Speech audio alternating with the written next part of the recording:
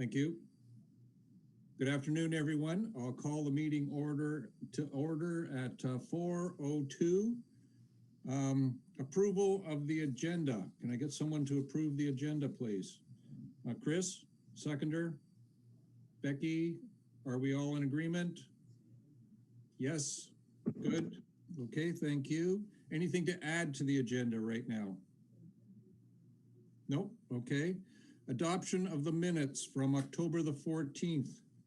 Can we have a motion to adopt the minutes, and then we'll have a discussion?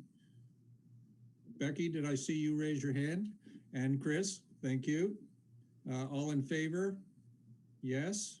Okay, so let's talk about the minutes for a minute. Is there anything to add to the minutes or change for the minutes from last time? Okay, I had one thing, Mary, and that was approval of the minutes amended to motions. And when I read it through a first time, a second time, it's got 6-0 with only 5 members present. I know we were changing that, but I'd just like that explained a little bit more, so it's a little more understandable, please. And that was it. Okay, thank you. Any other changes to the minutes? Nope. Okay, thank you. We'll move on. Disclosure of monetary interest. Is there any disclosure of monetary interest? None. Okay, we'll move on. Project status. Updates for Section 9 CIP monitoring, the consultation surveys. Where are we with that, Mary? So the consultation surveys were circulated on Monday. It went out on Facebook late afternoon and was circulated to all applicants and recipients of the CIP program Monday morning. It was also circulated to the Chamber of Commerce and DBA to help us with circulating to businesses. Okay, great. Have you had any comments back from anyone? I have received roughly 13 responses, and the survey does not close until November 30th. So we'll also send out a reminder later this month for people to respond. Great. Okay, perfect. Thank you. Any questions of Mary on the survey? Janet? So just curious, I did have an email string going back and forth with Mary. If these are not being, when we're expecting to have this review presented to council, because as indicated, we're starting the 2021 budget discussions. So council may ask for some information when right now, I'm leaving it at their direction to denote what that amount's going to be. They committed to 5 years. We're now into the 2021 will be the 6th year. So if we're not going to have that ready, they may ask questions as to. So originally we were looking at mid to late December, the report being done. It likely wouldn't be in front of council until early to late January, depending on after circulation to obviously Carl and likely Carrie, just for review. There may be some amendments that need to be made, but we are anticipating the first draft to be completed by the beginning of December. At least that was the hopes. Things aren't quite moving that fast, so it'll probably be late December before we have a decent enough draft of the report out. So the budget, we aim to have the budget done by the end of January. So they may have to make a decision on this without this review, obviously, being completed. It's a possibility, yes. Yeah. Okay. What is our annual budget? Sorry, what was it? Is it 100,000 or am I wrong on that? No, it varies. Last year it was 44,000. Typically it's around 50,000, but just depends if we're trying to balance it. They may, decrease it or increase it for that matter. But as I say, there's no commitment after 2020. So now it'll be council that'll have to guide me if we're going to put an amount in there in 2021. Yep. Okay, so we've got a bit of a deadline, but like I said in the last meeting, we may not be able to make that deadline. We had a subcommittee meeting the other day and we were over 2 hours of discussion on a couple of points. So it's a complicated evaluation and we're going to do the best we can, but I don't want to rush through it and make errors. I want everybody to have a chance to think about things, especially in subcommittee, before we present it to this committee. And then I want this committee to be able to think about things before we move it into the report. So we're going to do the best we can. That's all we can do for now. Any other questions of Mary right now? No? Okay. Well, I guess we'll move into priority issues. I'd like Chris to have been here, but seeing as he's not, We're going to try and frame this a little bit. So we're going to go through some components of the evaluation matrix that we've set up and that has been approved. I'm going to pass it over to Mary to get the ball rolling on this one. So let's start with the Lockmasters Tap House. All right, Can so we- I'm just gonna, Sorry, Sure. Chris? Can we change to, let's keep, well, Kate's here, why don't we just, is it all right to change to Kate's first? Would that be out of line, or? I'm sure Chris would have some perspectives on this. We've already talked about the Lockmasters Tap House a couple of times. So if we can just wait on that a little bit, Kate, then hopefully he's going to show up. If he doesn't, when we get there, then we're going to continue. Becky? I was just gonna mention that, Chris just messaged me to say he's in the waiting room. So I'm not sure if, we can get him in, but, He's in the waiting room where? or Here. to come into the meeting. Oh. Okay, let's give him 30 seconds or a minute or so to see if he can join us before we start. Oh, Mary can't let him in, no? No, I think, Dave has to let him in. Oh. Oh, okay. he's on his way.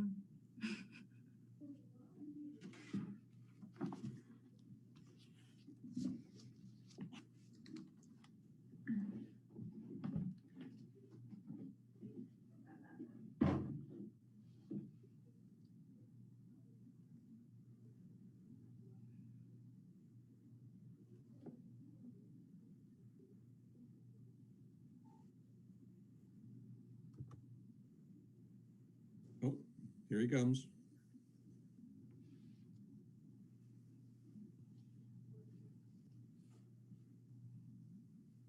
Hello, Chris, are you there? Yeah, hey Irv, I'm just gonna try to get my video going here. Okay.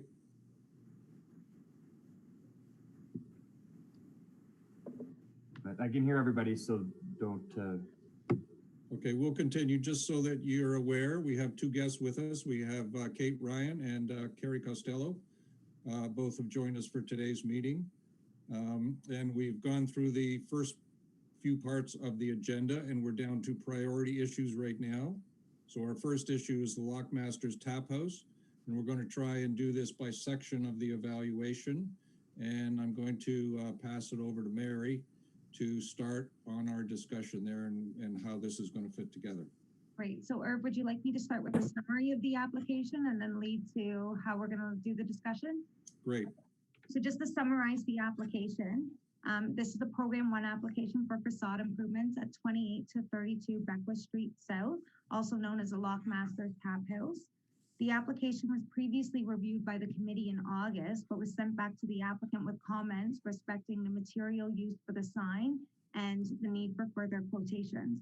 The proponent is proposing to replace the existing steel door at the main entrance with a wider door made of solid wood. The design of the door has been modified to reflect the era of the building, and the applicant has provided a photo of inspiration. The door is intended to be wider to improve accessibility. Previously, the committee asked if the Ontario Building Code required the main entrance to be automatic for accessibility. After consult with the CBO, staff advised it is unlikely this door will be required to be automatic because the rear entrance, we understand, is fully accessible and is what gives access to the accessible washroom. So along with the widened wood door, the proponent is also proposing to add a wood awning above the entrance and a gooseneck lit sign with a wooden backsplash and pinned letters. The color of the wood for the door, awning, and sign will be a mid-dark stain and will be consistent with the wood features of the interior. The proponent is also proposing to remove the stone facade treatment for replacement with wooden panel molding millwork. Although the door awning and panel molding are proposed as part of the scope of work, the proponent was unable to obtain more than a single quote for these features. As such, these items have been omitted from the eligible improvement costs. However, staff note these features may be tied into any approved funding agreement as they form part of the proposal. Staff acknowledged that only a single quotation was received for the gooseneck lighting. However, the quotation demonstrates a cost of less than $2,000.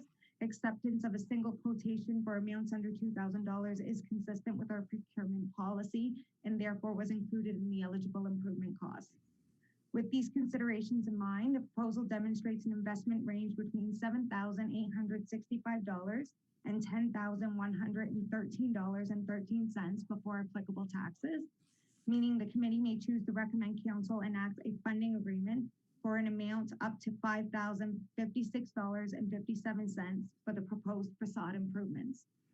So I did go ahead and circulate the evaluation matrix via SurveyMonkey leading up to this meeting, just for completion by the committee members to hope to have any results form part of the discussion, essentially. So how I would love to see this discussion framed is through the subcategories outlined in our brand new evaluation matrix. So the subcategories would be the individual questions that you were asked on the SurveyMonkey. The first one being related to the fundamental principles of good design. The next being sustainable design principles, windows and doorways, etc. So I'd start that conversation by giving you the average score that was received for each of these subcategories and allow you to discuss how the application did or did not meet the criteria outlined in each one of the subcategories. Okay, before we go on there, I have a question on what you've written in your note. Sure. Okay, so you've indicated that the lighting quotation demonstrates a cost of less than $2,000. Can we actually break that out of the submission? Because we have one submission for a certain amount of money, and then we're saying we're going to break the lighting out. Can we do that? Or does Do it you have want to take it out of the eligible improvement costs? Is that what you're asking? I'm just wondering if, like, I'm all for paying or contributing towards the lighting. I'm just asking whether, I mean, that less than $2,000 can be approved by staff, but can we actually do that breakout? So less than $2,000 can only be approved by staff under Program 2 for COVID-19 related expenses. Okay, thank you. No All problem. right. So is there any questions relating to the framing of the discussion? If I start with the fundamental principles of good design for this application, would you like me to read off the individual points identified on the evaluation matrix? Please. All right. So under fundamental principles of good designs, we have the proposal demonstrates appropriate scale/proportions for the structure. Ornamental elements generate balance and symmetry within the property. The application avoids overcrowding the facade. The facade improvements complement the neighborhood in terms of design, form, and color. Above mount lighting is proposed and is appropriate for dark skies. Architectural features are highlighted. So the projected score from the SurveyMonkey results showed a general consensus of 4 out of 5, which would be weighted at, maybe I'm wrong. Yep, 4 out of 5. I have 15 out of 20. It was rounded to, which doesn't seem right to me, but It'd be 16 out of 20. that's right, exactly. Yeah. So 16 out of 20. Do all the committee members have a copy of the form in front of them? Just want to make sure everybody has it. I know you're going to read it for anyone who's on watching the meeting, but I want to make sure everybody here has one. Okay. Thank you. Okay. We'll go into accessibility later, sorry. Any discussion on fundamental principles of good design? Chris? Thanks, Irv. This one I had a hard time with because I like what's coming through, but just without a mock-up, it's hard to picture. So I was hoping to get some clarification from anybody who's been in touch with the applicant to clarify a few things if possible. The big thing is, like, is this, I'm trying to picture, like, if we're looking at the existing picture on page 3, what's the whole package of what's going to change here? We've got a door, and is the stone staying there? Is that going? You want, I can answer that maybe a little bit, Chris.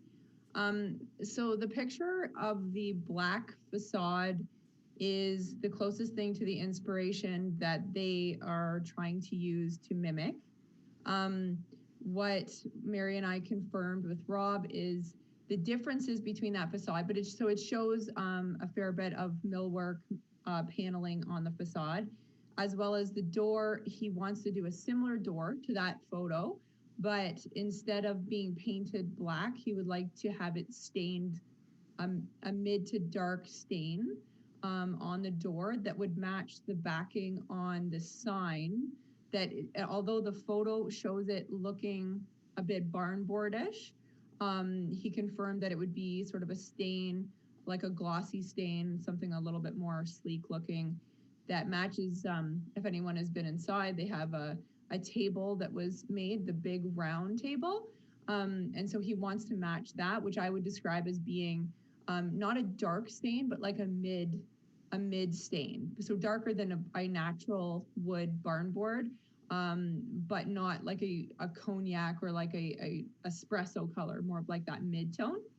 And with metal pinned lettering, similar to the font that you see there, which I'm going to guess is something like a Times New Roman style of font or something close to that. And so I'm not sure if that gives you a little bit of a time, like packaging it all together, because it is a little bit difficult when we don't see that finished product. But he's trying to use that black facade as the most inspirational, is my understanding from our conversations. Okay, personally, I'd give that one a 3 out of 5, just because I think the black and gold contrasts with the wood.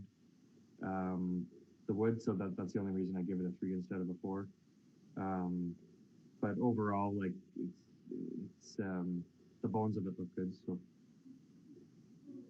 Okay, before we do the full evaluation, I kind of went through this and gave numbers to each one individually before I noticed that the evaluation scale was at the end. So I hadn't done one of these evaluations for quite a few months. So when I looked at that and then I went on SurveyMonkey, that kind of framed my thoughts. So going to the evaluation scale on page 3 of the evaluation guide, 3 points is the proposal adequately meets more than half of the requirements of the criteria. 4 points, the proposal fully meets almost all of the requirements of the criteria. Just to give everyone an understanding of how we set our points, okay?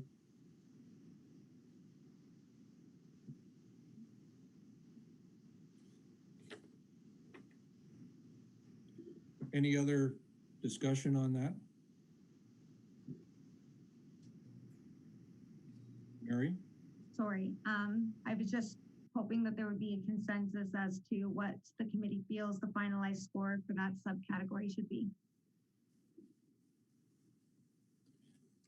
Yeah, I think I marked it as a 3 on the computer last night, if I'm not mistaken. That the proposal adequately meets more than half of the requirements of the criteria. So Mary, am I correct to say that you're looking for, I mean, I think Irv and Chris and I all submitted numbers. So are you looking for Chris, Samir, and Janet to weigh in or say if they agree or not? Basically, I'm looking for whether or not the committee agrees with the score of 4 out of 5, which would then be weighted to 16 out of 20 as per the evaluation matrix. So if there's not an agreement, they would like me to lower that score to 3 out of 5. I would just need that action so I can plug it in here. Janet, how do you feel about the point score? I did do the SurveyMonkey, so I'm not sure if that's already included in the sort of very preliminary that Mary gave out. So I already gave my score.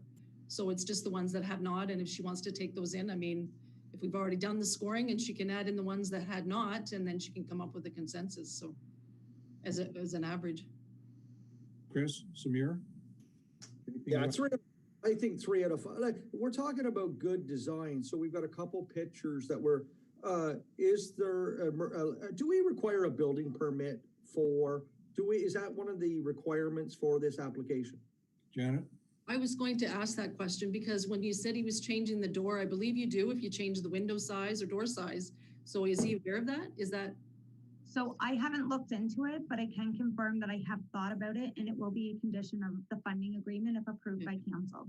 It will be an emergency exit. So that's, I would suggest I just would hate to think that we're approving something and that the town's kind of signing off on it when we're not. Like the awning above the thing, if you look on, the picture number 3, you see those pretty little air conditioners and windows. There's people sleeping above those. And if we put an awning that's within X number of feet of a window, are we, I don't want any liability to say that there's a fire hazard there. There's got to be a spatial separation. So I would certainly want us to have a building permit for sure. And hanging an awning out over the public streets or public sidewalks. So I'm okay with it. Other than that, there's nice pictures, but how are we fastening the awning to the brick and things like that? There's a liability issue, obviously. Okay. Chris McGuire? If there was a building permit required, could we, do they need to do another application to get the fees refunded, or could we conditionally approve that based on the quality of the application here for program 3 or whatever it is? I don't necessarily feel that it would need to come back to the CIP committee on this. Maybe I'm misunderstanding, but basically we're approving the design of the building, and if there's slight modifications that need to be done for the purpose of the building permit, as long as the design isn't substantially modified, then it would still be applicable, is how I would see it. Okay. So I'm just saying, should we be looking at the building permit program for this application too? If they need a building permit, then I think we'd be okay giving them the fee reduction on that. Can we not just add it to this project, like $200 or whatever, and say they're entitled to 100? I'm good with that. Yeah. Well, if the committee would like program 4 to be, program 3 to be considered, then I would have to look into the possibility of what the building permit cost would be for that. The base fee for a commercial unit is $147 for a building permit, which is likely what this would cost, possibly a bit more just for adjustment of the lentils. Okay, let's not complicate the issue. We're looking at program 1 today. We can decide on the funding in program 1. We've got a range there. We can include the building permit cost within that range, I hope, and then move forward. So can we agree on a 3 for this? Okay, 3 for this section. Sustainable design principles, Mary. Sustainable design principles. The application uses materials that are repaired, restored, recycled, or if not feasible, uses environmentally sustainable materials that are durable. Design incorporates passive solar practices / techniques. Any proposed landscaping is appropriate for the development and includes native species. Improvements are in accordance with leadership in energy and environmental design, or LEED principles. Renewable energy infrastructure is proposed. High efficiency lighting will be used. Project proposes low impact development techniques such as rain gardens, porous paving, etc. I received an average score of 2 out of 5 for a weighted score of 4 out of 10 for this. Becky? Can I just ask a quick question before we move on? I was just going to ask if we did already receive numbers from everybody except for Chris Semur, and we had a 4 out of 5, and we put in, and Chris voted 3. Is there a way, I'm just asked before we move on, it's not because I necessarily want to argue that point, I'm comfortable with the 3 there, but I'm just wondering, or are we sort of redoing it now together? Mary. So I suppose that's entirely up to you, but for what it's worth, if the Chris's were the ones that did not respond to the survey, then I did do a quick average over here of what Chris Semur and Chris McGuire's input was, and it came to 3.4, so that would have been rounded to 3. So 3 out of 5 would have been the score. Perfect. As long as we have that process in place, I feel great about that. Okay, terrific. So you said there was a 2 average for this? 2 out of 5, yes. Okay, can we agree on 2 for this section? I would give it a 4, but that's okay. So I don't care if you want to change the average. I'd at least give it a 3, but again, it's not just, it's such a small facade that it's kind of moot, if you will, but anyway. Chris McGuire? My vote for this one was a 1. Not that there's anything wrong with what they're proposing. It's just the nature of this project. It's not a sustainable design project. So it's, it's not like they're adding insulation to it, or I forget if they said they're going to use LED lights in the gooseneck lighting. But assuming they're going to use LEDs in the gooseneck lighting, there's something there. But I thought for me, it was more, it minimally addresses some of the criteria. But if anybody's got examples where I'm wrong, then I'd be happy to change that. The only other thing I would throw in here is, and is not penalizing, and I think we all probably not penalize. I think I probably also had a lower score on this one just because it's not as relevant, except for that they are using something that's biodegradable when they're using a wood facade. So, I mean, that's a positive thing. And it's true they haven't outlined whether or not they're using LED, although they probably are. But I think that's a good question. It's like there's not a lot of opportunity for them to make this a lot more towards being sustainable, but at the same time, also it doesn't end up having a super strong score because it's just not. But yeah. Exactly. Mary? I just wanted to note that the committee has the option to note that either one of these subcategories is not applicable, and that would adjust the score accordingly. So that section would be taken out of the final score. Chris? I think it is applicable in some senses, like they didn't, what kind of light is it going to be? But yeah, I don't know. It's worth having a discussion. Do we take that section out or leave it in? Personally, I'd like to leave it in because it shows what they haven't done. And I gave them I gave them a 1 myself, and that was for high efficiency lighting or LED lighting, just assuming that they were going to use LEDs, as most people are using LEDs. So, can we agree on Mary? Sorry, I just wanted to advise you that I did take a quick average again of all 5 of you, and it did come to 1.8, so that would be rounded to 2 out of 5. Okay, let's go with that. Okay, windows and doors. All right. Mary? Windows and doors. If windows or doorways are being replaced, the proportion and style are sympathetic to the original architecture. Glass etching or window decals are proposed for business information, does not cover most of the windows. Entranceway is easy to access and use. So the average score of what was put online was 4 out of 5 for a projected weight score of 8 out of 10. I think what they're doing looks really good myself, and it's going to look great when they get it done. Any other comments?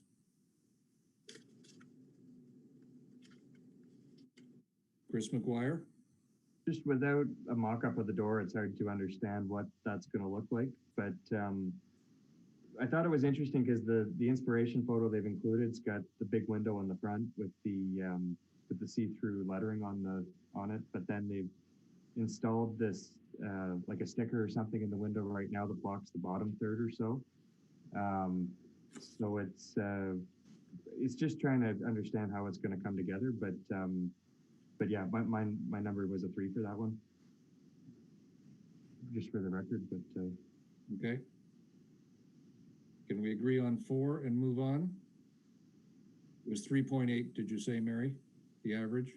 It was 4 out of 5. I didn't receive a number from Chris Samir, but as of right now, we're at 3.75, so it would be rounded to 4. And Okay. Chris gave a 4, so it basically confirms that. Okay, perfect. Let's move on. Materials.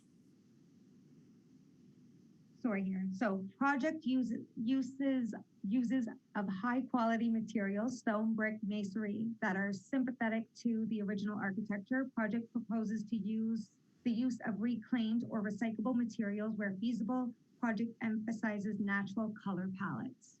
I received a consensus of 4 out of 5 on this. I would just add a little comment. I think for this part, like I'm really encouraged that they are taking a facade that's important to our downtown and to our, it's a heritage building. It's got a great story to it, and they are, putting that millwork back on. Right now, it has that stone on that is not sympathetic to its heritage. So I think it is encouraging to see that they are, using something closer to its original architecture. So I mean, I think this is a positive one for me. Chris McGuire? what was the quote for the taking the stone down and putting up paneling? 4,500, I think. I think it's part of the architectural detailing, I would imagine. Is that what that's? Yeah, I was just confused on that one on page 7. Yeah. Architectural detailing is taking the stone down, putting the paneling up. I'm Your assuming, technical detailing is just speaking to the millwork that's proposed. Okay, and just that I guess, yeah, I'm good with a 4 out of 5 on that one. I was happy to see the stone finish. It only took 2 years, so I was delighted every time I drove by, and then I finally saw it finished. So I was pretty ecstatic about that, actually. I think it's styrofoam for the record, or. okay, thank you. Mary, accessibility. Easy to read text in contrasting colors and texture to enhance readability. Entranceways are appropriately lit, barrier-free entrance to building. I got an average of 3 out of 5 online. Chris? Yeah, this is a 0 for me. The door isn't going to open. The Beckwith Street's lit up like a movie set now with the new lighting, so I don't know how much the gooseneck, the gooseneck are nice for style, but I don't think they're providing an accessibility feature. And I don't think the text, like having the black on the dark stain, it's not like it's gone out of its way to be readable. So I just, nothing wrong with that, but it's just, this isn't an application that's improving the accessibility of the building to me. Becky? So I was just going to add in a conversation that I had with Rob was when they had initially proposed the sign, we had talked about doing something sympathetic to the heritage of the building for the sign, and so advocated for not using a lighter wood and using that mid-tone wood. And so then when we proposed the idea of the lettering, the black, and Rob was also concerned about those black letters on that, a slightly darker backing. So he, I think, would be open to altering the color or the material. By material, I mean, you could do a gold metal pinned letter or something like that would pop more and help with that accessibility. And I think he's really open to that. I just think because he also had that concern.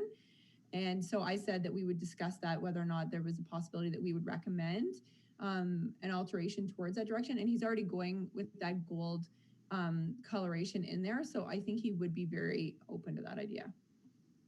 Perfect. Chris Samir? I think the requirement of a building permit will fix some of this. That's an emergency exit, so it's a fire exit. So it's got to have so many so many inches per person inside it. So that will be a check and balance to make sure that there's the vestibule, the way it's been created, so it can't trap people in the event of a fire. So I think that's wonderful that the building department can actually make sure everything meets code. That's very important. And I think the door is going to be slightly wider than it is right now. Is that right, Mary? Yes. Yes. So it's going to be accessible by wheelchair. Yeah, that doesn't mean it's right though for emergency. Okay, Chris McGuire? Yeah, back to Becky's point, I think it's great because all the inspiration photos we've seen have been this black and gold theme. And now introducing this dark wood color, it just kind of adds a third color to the palette that it's hard to understand how it's going to fit. Not that this is directly related to accessibility, but I definitely, if they're interested in like a woodcut with the gold or gold lettering on the black, like it just seems like it would fit better. So, and stand out and be more legible. So I agree. Okay, Chris? Mary, what was the average on this out of 5? It was 3 out of 5. Okay, I'm good with that. Okay. Chris McGuire, are you okay with the changes and the suggestions, the recommendations that we're going to make back to them with a 3 out of 5 for this? No, because I'm a 0, but I just want to reiterate that for a 3 out of 5, the proposal adequately meets more than half of the requirements of the criteria. If other people think it does, I respect that. I just, for me, it doesn't. There's no barrier-free entrance to the building, and I don't know. It's just not an accessibility-centric project. It's not going to allow somebody to come in the front door if they're in a chair and they can't get that door open. And there's nothing specifically noted in here, unless I missed something. And then call me out, but that says that it's going to be the right width for accessibility. It's just it's going to be slightly wider. So, so I don't know. To me, it's almost an NA on this one, but. Okay, if Chris is 0, what's our average? Chris is 0, and assuming Chris Samir is 3 as well. Yes, And then I did get a non-applicable for this section, just so you're all aware. So I get a score of 1.8 average, which would mean a score of 2 out of 5. okay. Chris? So was the non-applicable counted as a 0 in the average, or? I kind of calculated it as a 0 for the sake of letting the other person have the say. Who is- If you would like me to divide it by 4 instead of 5, I can do that calculation as well. No, I think that's the, yeah, I just wanted to confirm that's how it was done. Who was the NA, Mary? Who was the NA? It was I'm going to say the first respondent. This is anonymous. I believe Irv and Becky filled it out a little later, so I could only assume that the NA may have been Janet. Yeah, did she want to reconsider? That's all. That's just simple. Janet? I'm gonna leave it as the non-applicable for now. Yep. Okay. All Like- right, let's leave it So as that's a 0. Becky. So I was just making sure that Janet knows that's a 0, not a non-applicable. Okay, perfect. Okay, so that'll come out as a 2. Okay, pedestrian friendly. Area is safe for pedestrian traffic. Street furniture is proposed. Awnings or other placemaking features are low level to create feeling of seclusion. Landscaping for an inviting atmosphere. I got an average of 4 out of 5. Okay, Chris McGuire, did you want to add anything to that? Yeah, I'm at 3 on that one. I like the awning and how it's going to be more engaging. I like how the lights are going to come out with the gooseneck lighting, but it's just where they're located there, right? There's no bench or planting or that kind of thing feasible, so that's why it was lower, but I like everything in that context for what they proposed. Okay, thank you. Chris Samir? I just noticed that there's actually pot lights under there on the existing drawing. I never noticed that actually. So are they going to leave them there? So that would actually make the lighting more than acceptable, I guess. I just caught that up. The gooseneck is only for the sign, I trust. That's right. So if you look on number 3, there is actually pot lights underneath that facade. So that should make everything a little easier that way. I'm good with 4 out of 5, by the way, on that. Okay.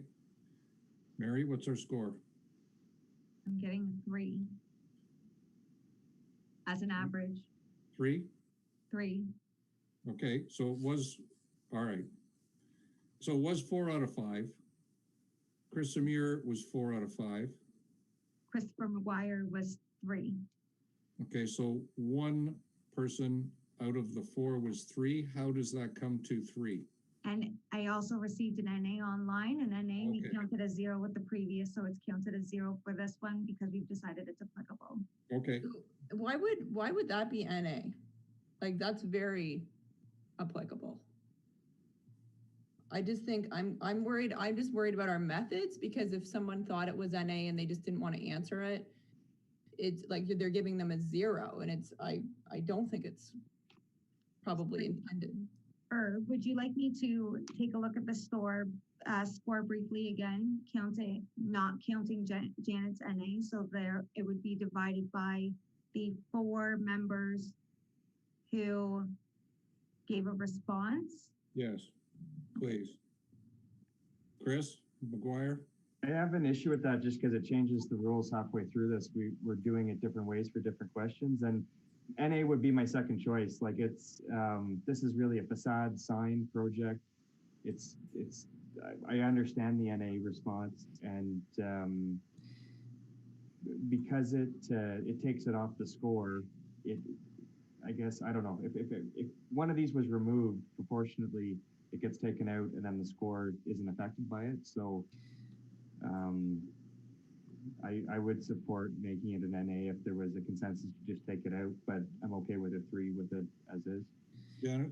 And I mean, it isn't that it got a failing grade. 3 out of 5 is still a pass. So, I mean, it's going to be a cumulative score. That's why the monkey survey was there. I did not think that this had anything to do with the project. So I wasn't trying to, it almost seems like we're trying to ease the score up by kind of, to me, it wasn't applicable. So I didn't realize that was going to mean a 0.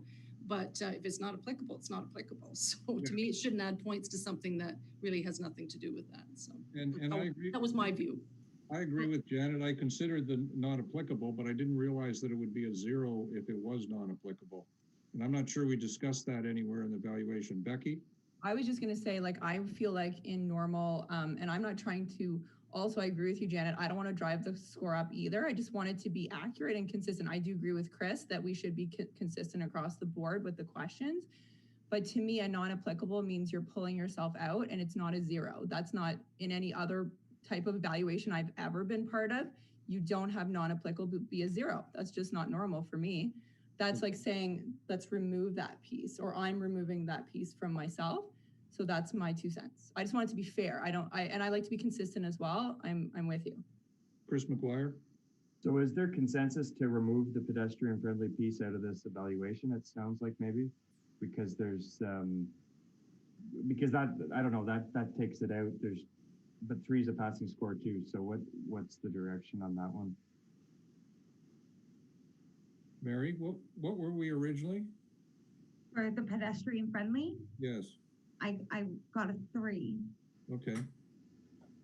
And originally, like SurveyMonkey average was 4. And then after taking the average of the committee this evening, I got a 3, but I was counting Janet as a 0. So if Janet has said that she did not feel that this was the purpose of being applicable for the purpose of her evaluation, I agree with Chris. We shouldn't change the rules. If I also did the calculation for accessibility, including Janet's non-applicable. So Janet was non-applicable instead of a 0. The score was still 2 for that accessibility. That was the first NA that I received for the survey. So I had validated that score, just saying Janet's an NA instead of as a 0. And if the committee would like to continue with NA just not being included in the average, we will continue on as such. Are we okay with doing that? I agree with that. Okay. Chris McGuire, you're not okay with that?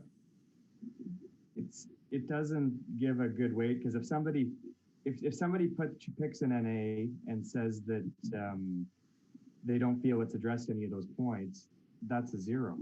So if the project doesn't apply to that section, either that section gets removed, so it's not scored against that section, or that section gets a 0 attributed to it because it's the person didn't think that there was anything that contributed to that aspect of it.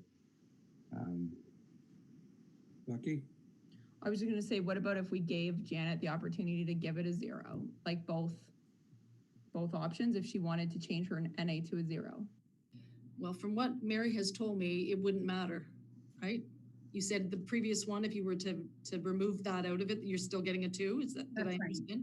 And this one here, there's still a 3 out of 5, so it's still a passing. So even, you know, if you take mine out and average it without me in there, what's it going to go up to 4? Yes. Okay, so 1 point's going to make what difference? That's my point. Is it going to make a lot of difference in saying yay or nay to this application? I don't think so. I mean, it's consensus can rule. It doesn't matter to me. Just it doesn't seem like it needs to have a lot of weight to it. If 1 point was going to make the difference, I would absolutely have to weigh in. But right now, I don't see that 1 point's going to make a difference. Okay. Correct? Okay. Yeah, Let's fiber. leave it as 0 for now, but I think we need to have a further discussion on this at some point later. You're correct. I did not know that it was going to mean a 0, so absolutely clarification on that would be nice. Yep. Exactly. Yep. Okay, thank you. Mary, next section. Sign and awning design. The project uses high quality materials such as metal or wood and avoids low quality materials such as fiberglass or plastic.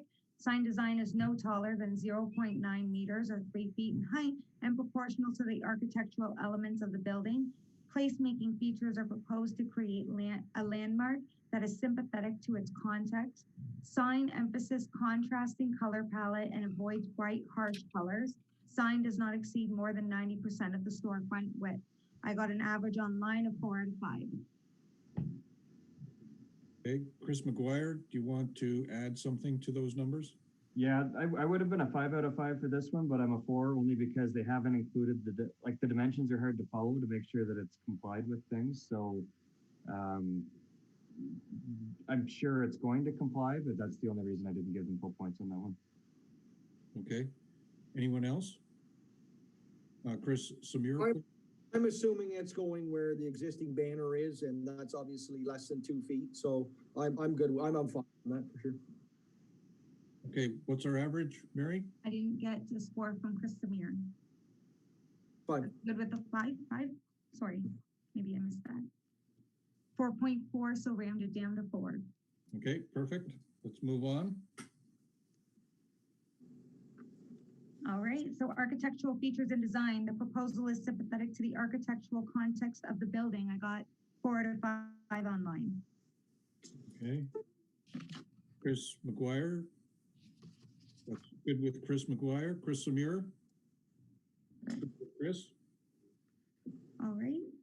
Architectural features and designs. Existing architectural features such as cornices, keystones, sills, etc. are restored or repaired as needed. Design complements the character and style of existing building. Project uses material appropriate for the original design. Key features are being preserved or repaired. Compatible lighting or awnings are proposed. Landscaping and street furniture does not hide architectural features. Proposal reflects the existing neighborhood characteristics, heights, elevations, locations, placement, position, etc. I received an average of 4 out of 5 on this. Chris? Chris McGuire is good with 4. Chris Samir? 4 out of 5. Okay.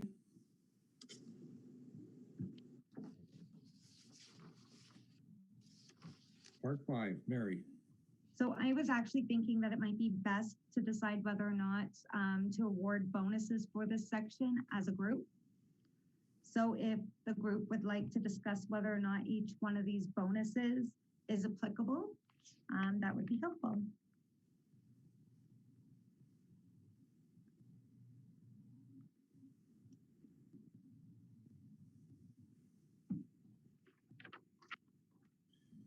Did you say earlier that the property has a heritage designation? I apologize. This property is a heritage property of interest. It's included in the Washburn block. Okay.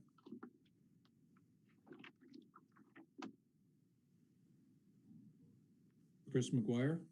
I wouldn't recommend using the -5 bonus points on this one because the Washburn block not being designated is an issue with Jebbs Creek Investments and not the business that's in this location.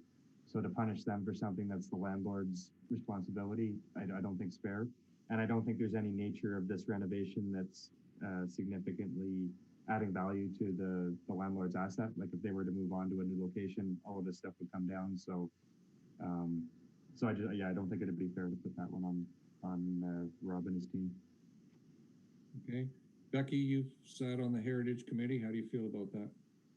I agree as well. I agree with Chris. I can't see the, because they're not the property owner. I think penalizing them is probably not appropriate in this situation. I know it's something that we want to do to encourage people to designate, which, I fully support and we'd like to see that. But I pretty much wholeheartedly agree with what Chris McGuire has said. Any other comments? So are we going to look at this as non-applicable? All right. Just 1 point, sir. Would everybody like to know the final score? Please. 67 out of 100. So this is a passing score for program 1. This application is now eligible to receive funding. As in my report, I had identified that this applicant is eligible for a maximum amount of $5,056.57. So the committee can decide to recommend council approve a funding agreement for up to that amount. Okay, Chris McGuire? Mary, is it possible, could we recommend that we approve up to that amount and any building fees associated with the works proposed just to save having to have another discussion, because I think the score would be the same whether we were doing this for a building fee or the signs. And if there is a building fee that hasn't been applied for yet, then we could kind of streamline the process. And Mary, does that have to go under a separate program? That's what I was gonna ask. Are you suggesting that we put this under program one? Because we have a program specifically for this and this applicant did not apply for that program. so my question is, does the applicant need a building permit for this project, and do they know if they need a building permit? Because it's different that they didn't apply for it because they didn't think they needed a permit than if they are going to get surprised by the fact that they need a permit, and then they're probably going to want to apply for program 4, and we could have both discussions in one right now by making a joint motion. I'd like to say maybe we go up to an upset limit of $5,200, which includes the building permit. I think that's I don't think we need to have a discussion on $147. I'll pay for it if I have to, so. Okay, Mary, can we do that? Can I just explain one thing? So the applicant's choice in contractor is actually B. Roberts, who comes in at a lower price point than their competitors. So the quotations are demonstrating an eligible amount of up to $5,056 and some change. But that's through an average of these quotes. So my understanding is that there's a possibility that the business owner will be choosing the lower bid. So there would be that extra playroom in his budget if we grant a larger funding amount anyways. Okay. So can we go with the, if he's gonna take the lower bid, can we go with the $5,000 component? Is that what you're saying, Mary? So he may go with the lower bid. Yeah. The $5,056.57 is the 50% cost of the highest bids. Okay, so the 3,900, is that the 50% of the lower bid? That's right. Okay. Chris McGuire? So just to confirm, it's easier to do it this way and include the building fees as one of the costs of the renovation than to give pre-approval for program 3 if required. Yeah, I think so. Mary? I'm sorry. That is that would be against policy for me. I don't see how we could do that without them going under a separate funding program. Yeah, I agree. Chris Amir, please. Mary, how do you, sorry, I'm confused on what your, so B. Roberts and then Eglo Lighting, you're saying that's the lower bid? So B. Roberts, when I say it's the lower bid, sorry, I was just looking at it and I've lost it. So I've got So B. Roberts, he's doing the door, the signage, and the millwork. Okay. I also understand that he's doing the awning, but I didn't get a quote for the awning by itself. So I understand that there's a possibility that B. Roberts will be the one who is hired to do the work for the door and the signage. And the higher end of the scale, Healy's and CGS Signs and Stripes were considered also for the maximum eligible funding amount, right? So I was considering all these costs and I found the range of improvement costs. So the total range for the improvement costs was on the lower side, it was $7,865 at the lowest price point, and at the highest price point, $10,113.13. So the quotations are demonstrating that the improvements for the lighting, the door, and the signage, because those are the only aspects I can include in this. So let me start over. The cost demonstration table is a table of all quotations received for the purpose of this application. If there was only one quote received for an amount over $2,000, it was not included in the eligible funding costs. So I can't include the architectural detailing because the architectural detailing came in at $4,500 and I don't have a comparison quote. Lighting was included because it's under $2,000 and that's consistent with our procurement policy. The door and signage, there's 2 quotes for though. So I was using the door, signage, and lighting to come up with what the potential range of costs was for the intended work. So it could be on the lower side, which is that $10,000 amount, or it could be closer to $10,000. Okay, Chris Samir? Mary, I find the $4,500 to be more than fair. That when I add up quotation one, I get 12,365.10. And if you divide that by two, that's 6,182.55. I would like to pass a motion that we accept that amount. I think we can only accept 5,000, Mary? The maximum eligible amount is $5,056.57. Okay, Chris McGuire? Yeah, sorry, I'm confused. So the maximum amount's 5,050 because we're not funding the architectural detailing? We can't fund the architectural detailing. There is not a comparison quote that is inconsistent with our procurement policy. Amounts over $2,000, we need to have best efforts to have a minimum of 3 quotes. And I didn't even receive 2 for comparison purposes. Chris? See, I have a big problem with that because we haven't ever followed that precedent in the past.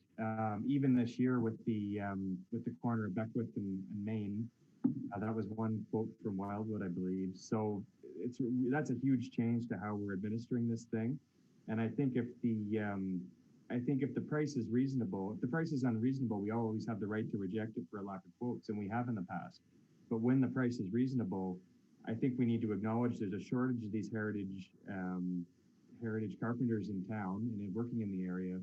And I don't understand why we're changing the rules now without any change in policy. Mary? Sorry, I need to speak to that, Chris, because I do recall the application you're talking about on the corner of Main and Beckwith there.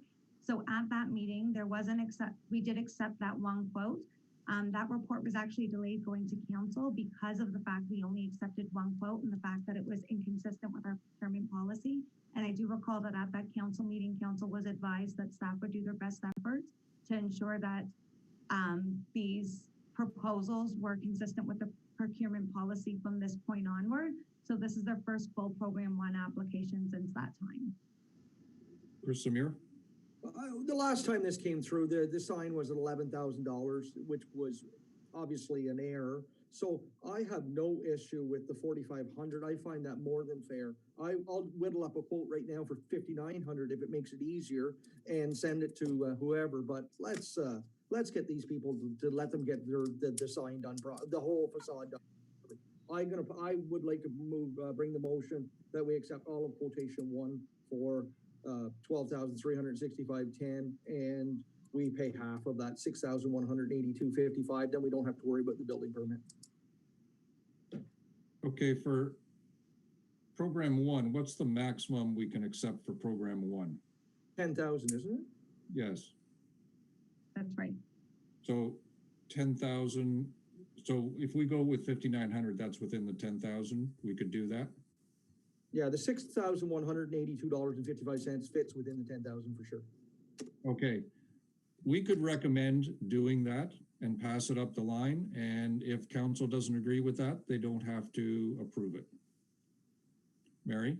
Can I just have the exact amount again?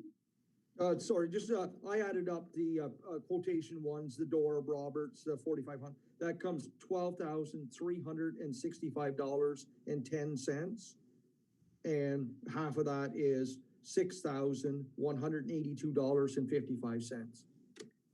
So the motion is to support funding up to $6,182.55, and that motion is inclusive of the architectural detailing that we only received one quotation for. Yes. Perfect. Chris Samir moved that. Okay, a seconder, Chris McGuire, seconder. Are we in favor of that? Yes? Yes? Okay, thank you. I see Carrie has left us. She's mad. Okay, let's go on to the next issue, 33 to 35 Market Street. Oh, okay, here we go. So this is an application for 2 programs. This is going to be for Kate Ryan at 33 to 35 Market Street. We have program 1 and program 3 at hand. This is a mixed-use building featuring a ground floor commercial unit directly at the corner of Market and Russell Street and that has remained vacant for a number of years. There's also 3 residential dwelling units, so 2 upstairs and 1 downstairs on the ground floor, accessible via Market Street. So the applicant is proposing to re-side the building with vinyl siding and white Serta trim surrounding the windows and along the exterior corners of the building. The Serta trim proposed has a wood finish resembling wood character and has the ability to be painted if needed. The vinyl siding is proposed in color Rockaway Gray.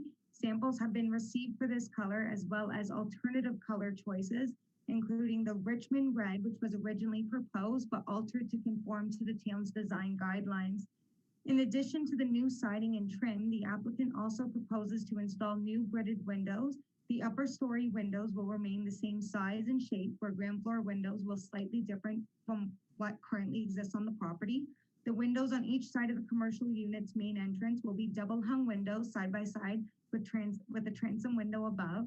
Further, the windows for the ground floor residential unit along Market Street is planned to be enlarged to the same size as the upper story windows. A building permit is anticipated for the enlarged window, as the lintels will need to be adjusted to accommodate the new size. Consultation with building staff have revealed a cost of $147 for this building permit. This price was used to determine the eligible amount of funding under Program 3. The proponent has also agreed to supply plantings in the property's side yard along Russell Street to assist in creating a more pedestrian-friendly environment. Unfortunately, inadequate information was received. I did receive a receipt that I attached to the memo, but it was deemed to be inadequate as I wasn't able to decipher which planting would occur. So this was not included in the calculation for eligible improvement costs. However, staff advised that any funding agreement can tie in the requirement for side yard plantings. With these considerations in mind, the proposal demonstrates an investment range between $25,288.72 and a high end of $41,176.81 before applicable taxes, meaning the committee may choose to recommend council enact a funding agreement for up to an amount of $10,000 for the proposed facade improvements under Program 1. Further, the committee may also recommend approving funding for up to $110.75 under Program 3, which represents 75% of the applicable building permit costs required for the enlarged windows. So as you know, the evaluation matrix was circulated, and I do have an average of the scores of the results that have been received. Okay, Chris McGuire. Well, before Chris speaks, Kate, would you like to say anything? Yeah. Okay, go ahead. You're still on mute. There we go. Yes, I actually would. Thank you for the opportunity of joining you at the meeting. I just wanted to quickly walk you through the mock-up that I've provided, just so that everyone understands. Which one am I on? I'll refer to one, like, it looks like this. Although the one that I have provided, there are does everybody have all of the copies? Okay, so this one doesn't have the one I'm showing you doesn't have the grids in the windows, but I am proposing that. On the issue of the grids, you'll notice when you look at the grids that the building looks quite busy. But if you this computer program would only allow you to either put grids in or not put grids in. You couldn't, sorry, after all that time, someone's at my door. Just 1 second. Hi. It's Boston Pizza delivering. You can only hope. Sometimes delivering.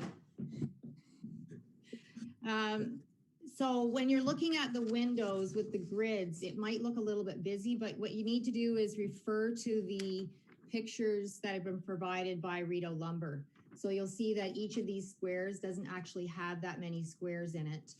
And also with respect to the large windows, it looks as though there's one big window, but actually it's 3 windows put together. And again, refer to the Rito Lumber drawings. Also, these details around this area, that's an existing pipe, that's a pipe. All of those pipes will be gone. There is one overhead light just outside the commercial area. And we're not proposing to put any other exterior lighting on. The tenant is having a sign made and she doesn't want to light the sign at all. She doesn't want to pay for hydro. There is a tenant proposed to go in there. It's a hairdresser. I shared how much the cost is for rent because as Chris Samira will testify, commercial rents in Smiths Falls per square foot are quite low. Atrocious. Yeah. So, and I did say, I revealed that because I wanted to know that I actually tried to get $750 for that spot and couldn't get it. So I'm getting $550, bearing in mind, it was really me feeling I wanted it to be commercial because I knew the town wanted that. And also because, it's a business in Smiths Falls that needed somewhere to go kind of thing. Now, just to muddy the waters a little bit, and I don't know how well you can see the colors that have been proposed, but this one, this is the Rockaway Gray, and this is the white siding, or the white trim with it. Just to make my life a little worse, right before this meeting, I stopped in to see Maura Hogan, and she thought it should look more like this. Gray siding, or even that gray siding. She thought the white was stark and that we might want to paint the trim to be more of a neutral color. I don't know. Can you see those colors okay? Mm-hmm. Yes. What color? And was the other proposal she had was the very light beige siding with the burgundy trim. If we go to this, which is the gray with the white trim, I was thinking we'd probably just paint the front door red. And because I really wanted to tie it in with the other buildings on the corner, that a lot of the other buildings, like the United Church has a lot of this color. And of course, well, it's darker red than that at the building across. So that's basically it. I do have a question about the signage, but I'm not sure if that's something I would deal with someone else after, because the tenant hasn't bought her new sign yet. And I think somebody told me there might be money for her on that. Is that right? I believe that was me, Kate. Yes, Yeah. that signage can be included in this grant program. And something that the tenant would apply for?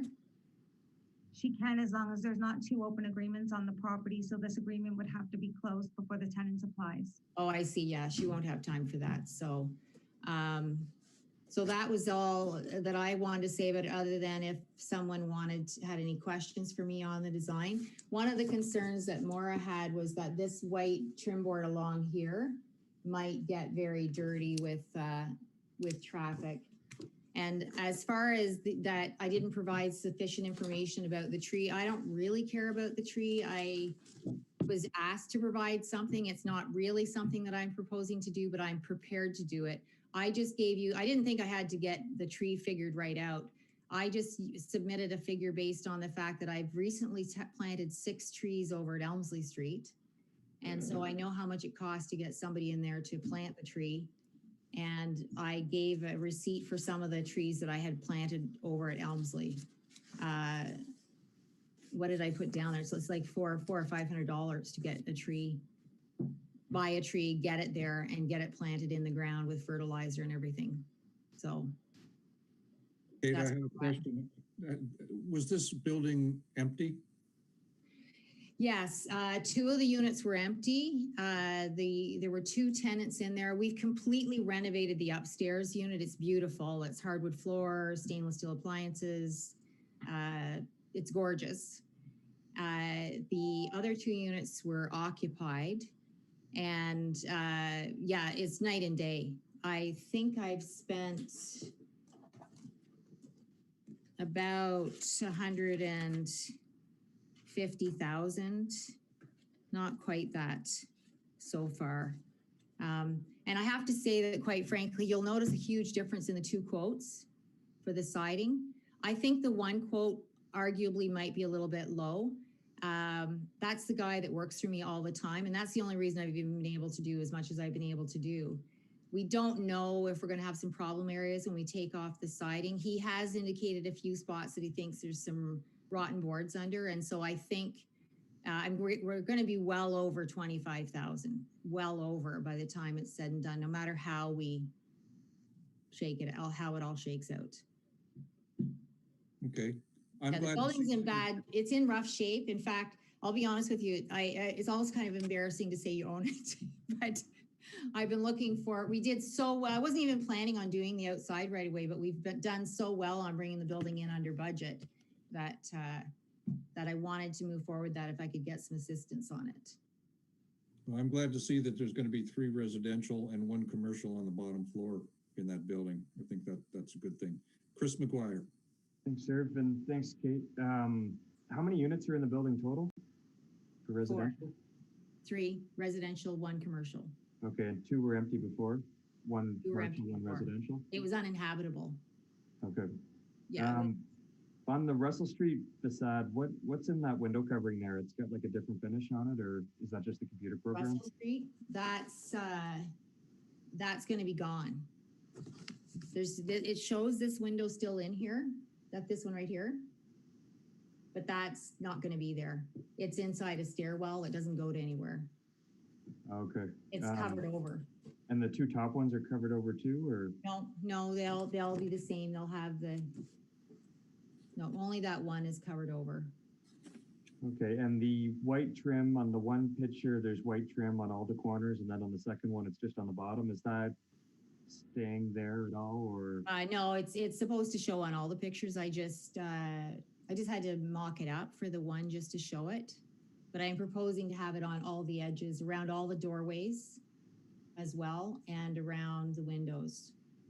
That plan that I bought, it's just a $60 plan you can buy from CanXL. You send them a picture and they mock it up for you. And I guess they didn't understand that I wanted it around the doors as well, but. Okay, and last question was on the colors. Like, does anybody have strong opinions on the colors, or personally I don't, but I was wondering where you say you've got a few different colors and you've got different options. You prefer one or the other. Right. I mean, I just ran into Maura's before I came today because I had talked to her before about it, and she was actually the one that originally said, the siding, and then the town seemed to like that, or Mary and Becky did. And so there was sort of a meeting of the minds on that. But then when I ran into her, she kind of had these other 2 suggestions, which I haven't maybe fully investigated. I think there is, I mean, whatever I do to this building, it's going to look better.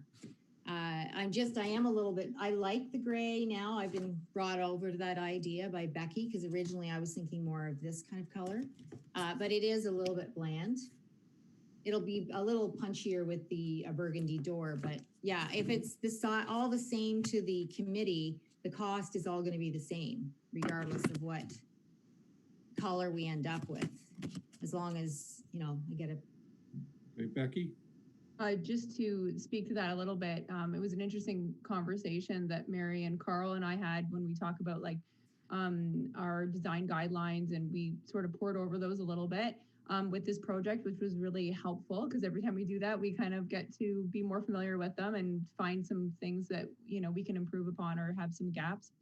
And I think one thing that we sort of, and honestly, I don't think we found that either coloration was outside of our design guidelines.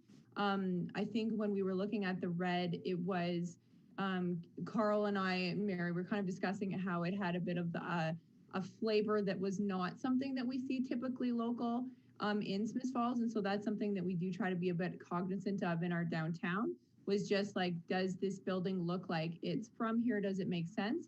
And not to say that it truly doesn't if you are really attached to that. And I think what Chris McGuire is saying too is we don't want to get in the business of picking everyone's paint colors and things and tying it to that. But I think when we look at the neighboring buildings, which is what Kate was trying to do, is tie it into the United Church and the post office, because it's a different material. That would be the only thing that I think I was slightly concerned about, was that it was kind of looking like it was trying to match, but it was just such a different architectural style and purpose for that building. So I mean, we can ultimately not weigh into that as well and just pull ourselves right out of that opinion and leave that with Kate, if that's what we want to do, for sure. Becky, when I look at the original existing conditions picture, it looks like the house next to it is in the red color. I don't think so. Oh, do you mean the red? Yeah, it is. Yeah, it is. And I've kind of stepped away from having it all that color. I like, if I was going now, I would go more with this color with this trim.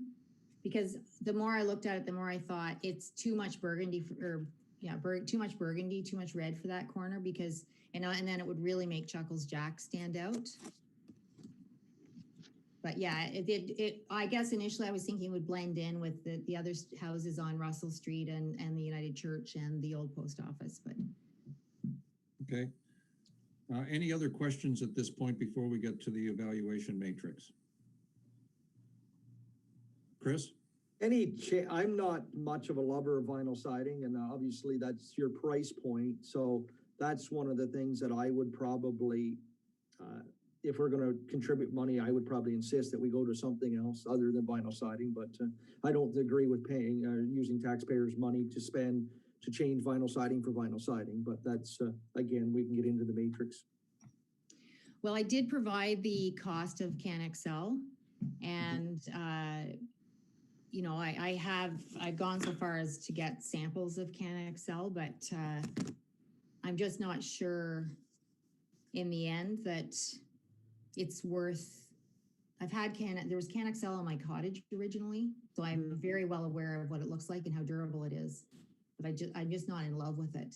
And so I think the compromise was to try to go step up the trim around the windows with something that looks more like wood. Or, I mean, we could do wood around the windows too. We could put pine on there and paint it or something if we had to, but.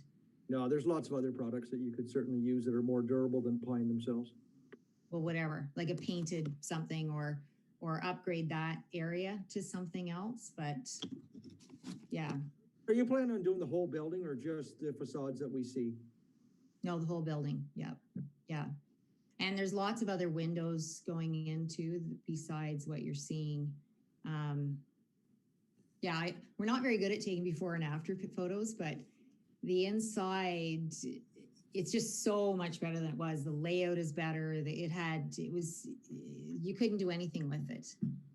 You couldn't move anybody in there initially. So yeah, it's quite a transformation inside. How long have you owned that, Kate? I've owned it since last November.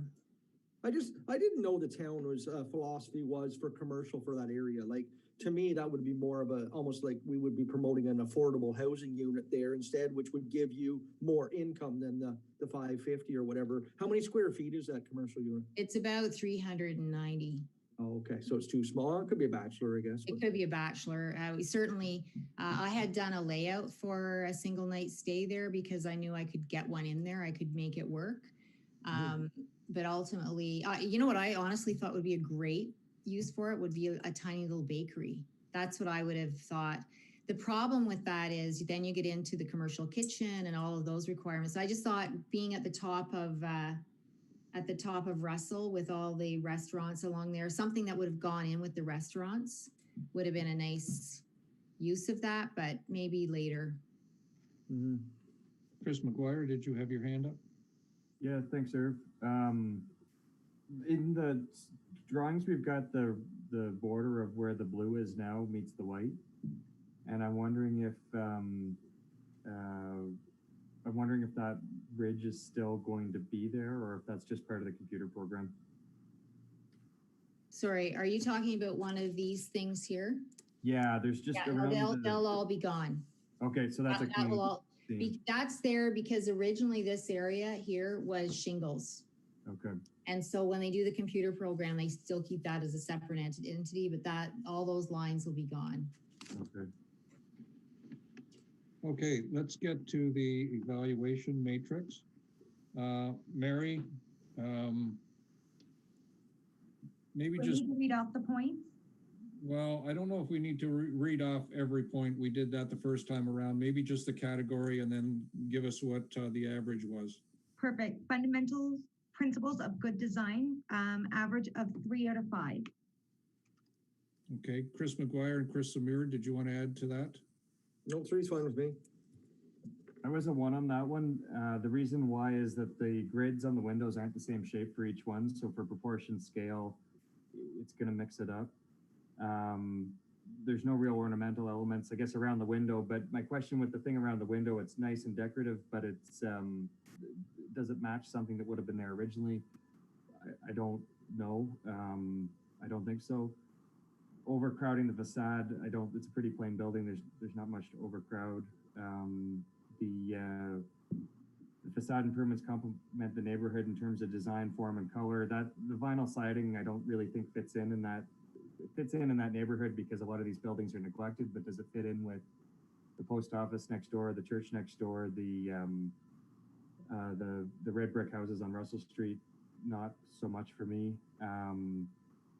The facade improvements complement the neighborhood, and then there's no lighting to worry about, so that's where I got my score for that one. Okay.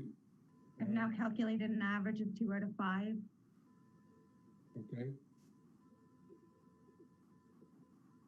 Was there any not applicable for that?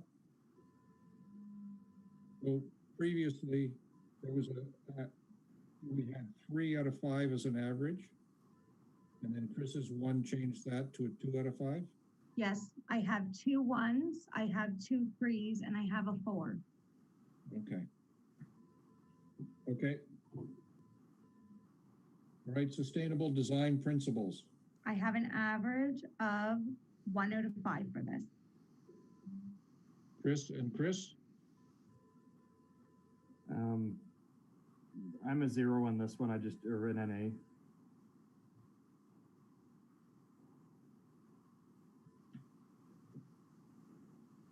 Chris Samir? 3? Chris Samir was 3. Becky, do you have anything to add? You know what? I think I'm going to, I don't think I really do have anything to add. I think the only thing that I would say, like, I didn't really comment on the first one. I thought that for me that it did a little better because I felt like it was doing as much as it could do with that property. I don't think we're dealing with like a brick property that has, the amount of it's almost some of this is definitely not applicable. But for sustainable design, I know that some of the concerns that we've talked about extensively is using the siding aspect, and which is maybe that's what everyone else sort of reflected there. That's probably where that gets reflected, but that's it. Okay, I just might add something here, and that is that we need private sector businesses to invest in buildings in our town. And they're heritage buildings, and we need to be able to do something with that. And that means that people, for the most part, need to make money off of them.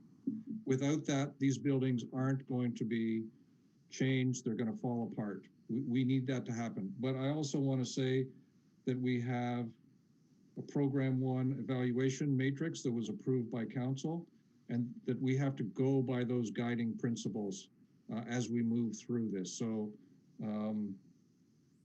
we're in a catch-22 situation with that. Okay, let's go on to the next one.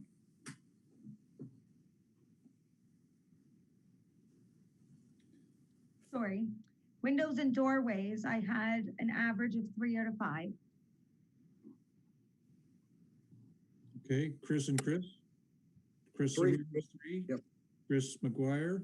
Yeah, I'm a 0 on that because it's not accessible and the grids are all different, so the proportions are off. So that's and we don't have any details on I don't think there's any window decals, so. Becky? I was just going to add too, I see that it says entranceway is easy to access and use, but we do have obviously a section where we reflect accessibility. So I just don't know if this is the place for us to be mentioning accessibility. I think it more meant that the doors are accessible, like just easy to use. I don't think it's about accessibility, just if that makes any impact there. Okay, Kate? Yeah, I just wanted to say on the issue of the grids being different, it was actually not my idea to put the grids in there. That was advised to me by by Becky and or Mary. I don't have to have grids in the windows. I just respected that and put that on because it seemed like it would dress up an otherwise plain building. I understand, but you have to look at the windows as, and it is challenging. There's no question that it's a bit challenging to get the grids in there. But I just wanted to say that I'm not married to the grids. If you think it would look better without them, then that's fine too. I mean, maybe when we sit down and we get the window guy in and before we order it and go over this with a fine tooth comb, we'll figure out a way to make the grids look a little bit more uniform. But I just wanted to say that that's not something that I'm married to. No, and I'll also throw this in too, and this can tie back into the first principles of good design. When we were looking at this project and discussing it with Kate, we were looking for opportunities to add some architectural like opportunities to the building in general, and having grids in the new windows, which Kate wants to put all new windows in, rather than having, and I know this is a problem in my own heritage home, to have a big giant window would never have happened 100+ years ago. So sometimes something like putting grids in does assist with making it look more sympathetic to its time frame, which this building would have been. So I would argue personally that adding the grids does add symmetry, and I know she has more grids in that photo than she's planning to have in the actual proposed window, but that is where did stem from, and Kate is right, that was a recommendation that came from us. Chris? Yeah, no, I think the grids are a great idea. I love them. How it would have worked back is there would have been a pallet of a certain size and they would have made all the windows probably out of that.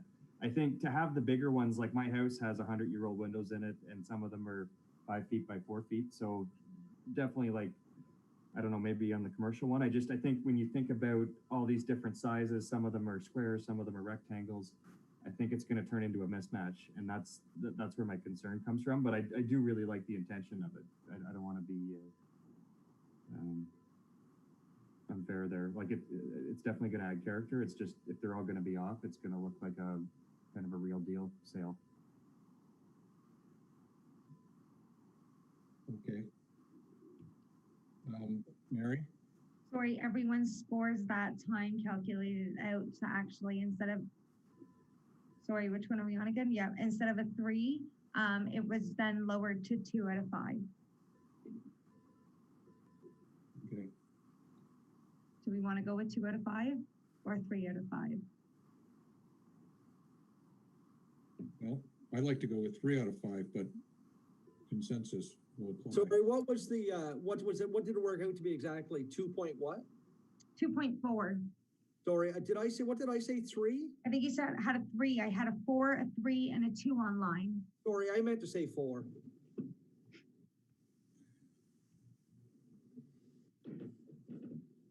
It does round up to 3, Chris. Thank you. Okay, let's go to materials. All right, materials online, I got a 1 out of 5. Yeah, I'm a 0. And I think this goes with the vinyl siding issue that within our guidelines, that just doesn't show well, period. I'd just like to note on that one that there are buildings, not so much in Smith Falls, but in neighboring communities where the vinyl siding's coming down, new wood is going up, or the wood that's there is being restored. And for me, the whole point of the CIP program is to really shift the mentality in our downtown core to make it more accessible for landlords to take that, or building owners to take those approaches.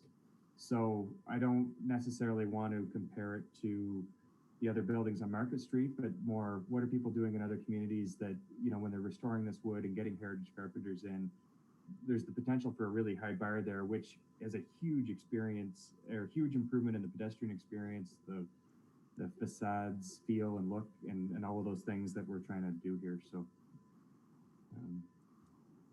Okay, well said.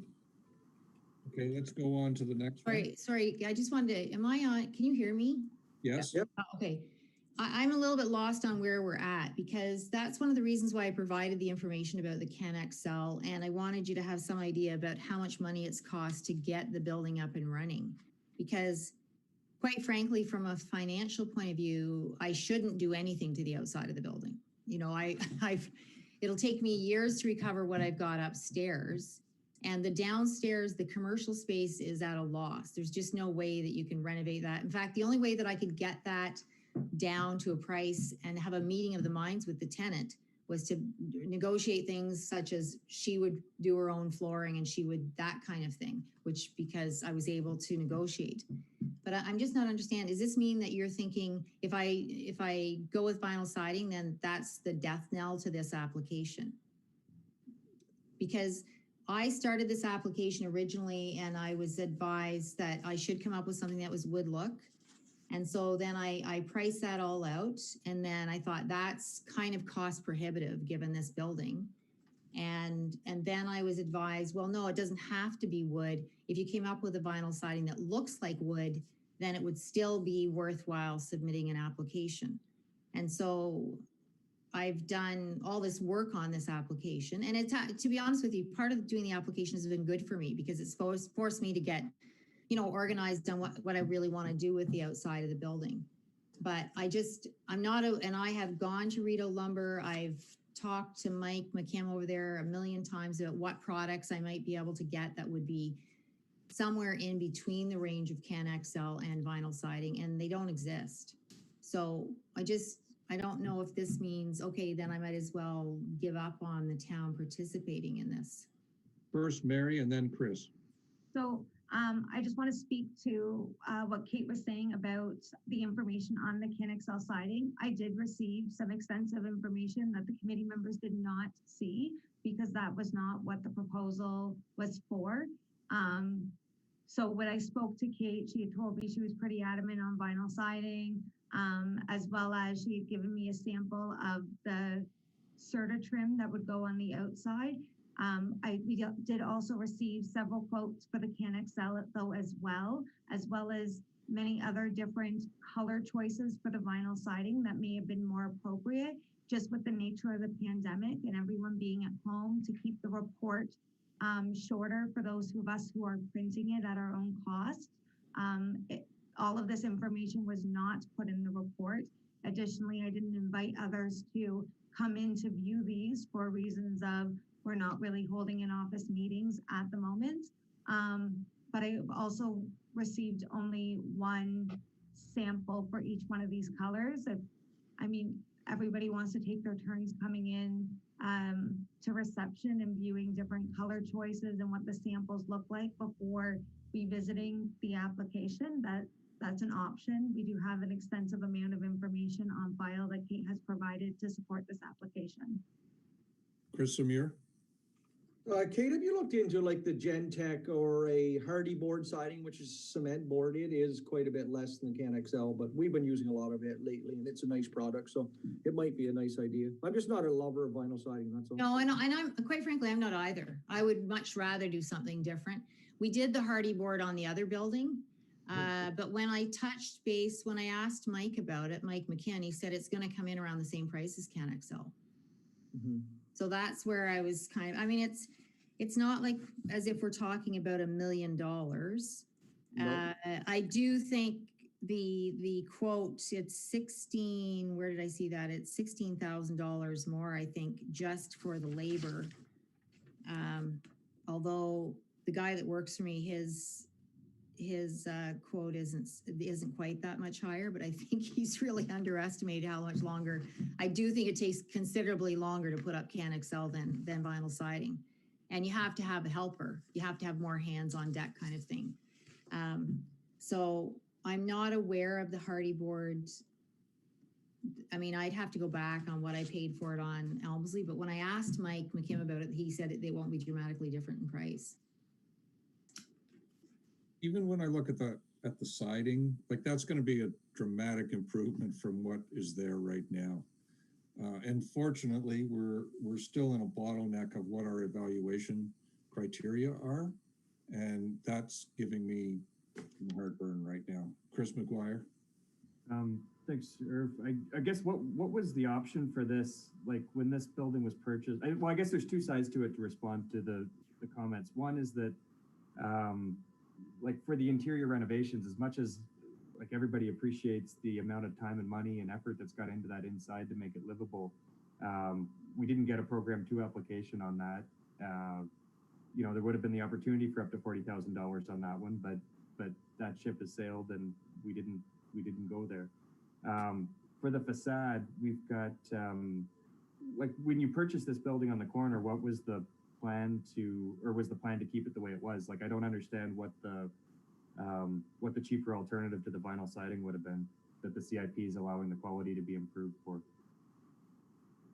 Well, there's cheaper siding available for sure. Okay. That's one thing. I could have gone with much cheaper siding. And to be honest with you, I didn't apply for the interior renovation because I understood that this is not really, the CIP is not really for residential improvements. It's really for commercial, is it not? Oh, well then I guess I misunderstood that because of my experience over at the other building. So. Mary, that could have been for residential also in Program 2? Program 2 is for multi-residential, commercial, and mixed-use properties. Thank you. Becky, did you have a point? I was just going to add too that I think in also the discussions that Mary and I both had with, I'll speak for myself more with Kate, is I think when we look at the design guidelines again and we look at, you know, good heritage, just in general, and good design practices, it's when possible to use the like original, like to restore something accurately. And then when that's not possible is to do something as sympathetic as possible. So I think that's what we were trying to accomplish with Kate and help her guide her in that direction of, you know, best case scenario is to use, you know, or is to literally refinish what's underneath there. Second best would be to replace it with wood that is new. And the next best is to replicate something that is as authentic as possible. So I think that's what we were trying to help Kate accomplish. And we obviously knew that there was the vinyl siding thing is something that we discussed and is identified as at times not ideal. And so I think we knew that there was a bit of a risk bringing that aspect of it forward, but that explains a little bit. And I think she is achieving something that is strongly mimicking that. I know the product that she's used and I've seen it in use, and I think it's pretty, as far as vinyl siding goes, it's pretty good. It's a good looking product. And I do agree that this is a very derelict corner. The improvement is dramatic. And I think the fact that she's getting a commercial unit in there is something that's really positive for us. It will bring a lot of vitality to that corner. And we all, you know, this is a very important street right now. We've got Arlie's Books in there. This is an important corner with two other very important heritage buildings, kitty corner. So I think, Kate, we all appreciate what you're doing. And we all, you know, see the impact that can have on the downtown and that streetscape. It's because it's in really bad shape, and this would be a huge improvement. I'm just wondering, in your document under siding, you've got the bottom line is that even if I use Dan, CanExcel siding comes in at $9,846 more than the vinyl siding. Just in theory, because I don't even know how we could approve this. If we approved $10,000 for this project, that would cover that CanExcel siding.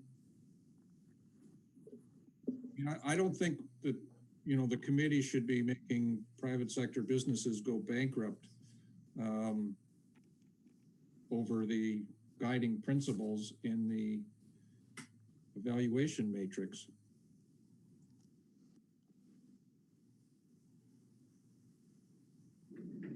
Are we anywhere at this, or we're nowhere at this? And the siding is going to make the big difference that we can't approve it, and then Kate's on her own. You know, she could just paint the building white and have it at that.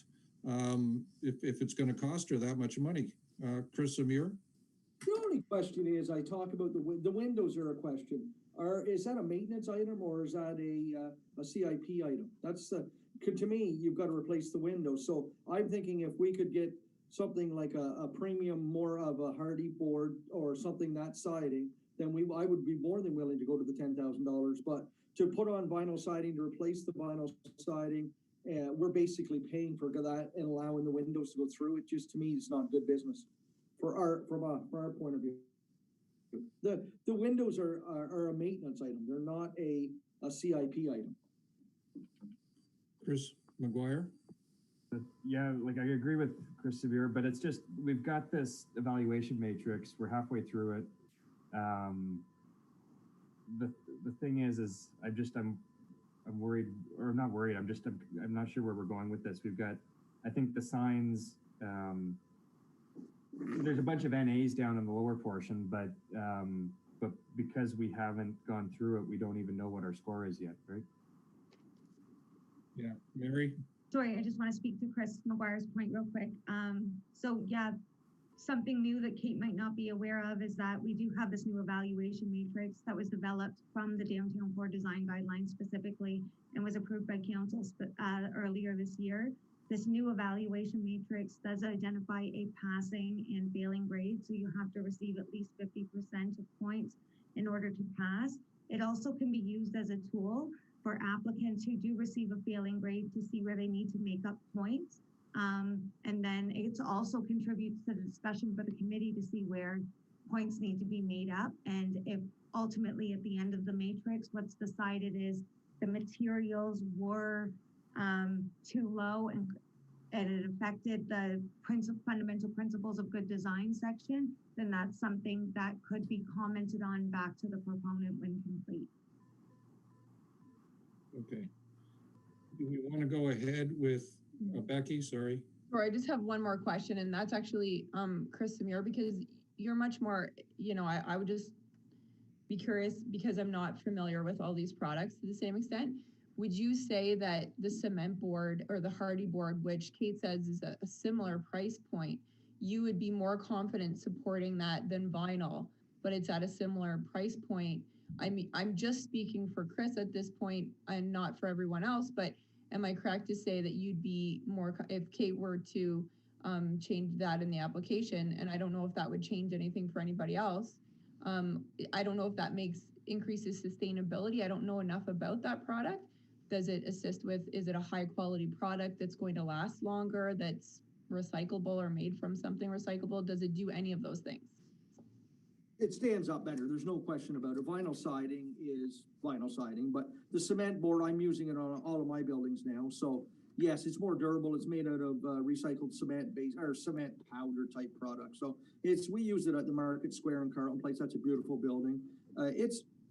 Again, I'm not telling Kate what to, I'm just suggesting that if we're going to use taxpayers' money to pay for part of this, that we should get something. The guy spent, I don't know how many $1 million kitty corner to this property. We've got to respect that also and make sure that it's, believe me, Kate, it's going to look beautiful. I know your taste. There's no question about it. I just want to make sure I'm not the product you're suggesting, the vinyl product, is definitely a premium vinyl product. No question. I guess where are we setting the benchmark? That's all and that's the question. Yeah. Kate? On mute. You're still on mute. Think if I could get a few of Chris's laborers over there for a few weeks, it would all go away. Just wanted to address the issue of the windows being a maintenance item. The one window, we're enlarging it so that the building looks better. It goes into a downstairs tenant's bedroom. So that's why I didn't make the window even bigger, although it might have looked better. I didn't think it should be quite as long as the window that goes into the commercial space. But that's all extra that we are doing just from a design perspective to tidy up the outside of the building. Also, the way the building is now, there's a hole in the wall that was an air conditioner. So I'm putting an air conditioner around the back side of that building. I'm not putting in central air or because of the cost, but I might put in one of those split air things, but it still won't cover that whole little unit. So that's one of the reasons why the commercial windows are proposed to be double hung. Because if for some reason there's not enough air conditioning flowing from the back to the front, then the tenant would have the option of sticking one of those air conditioners in that she can put out the window for the worst months of the summer. But so there are some definite improvements in terms of the design. We aren't just substituting vinyl for vinyl. If the windows are a maintenance issue and it's off the table, then it would be up to me to decide if I want to put the grids in or not.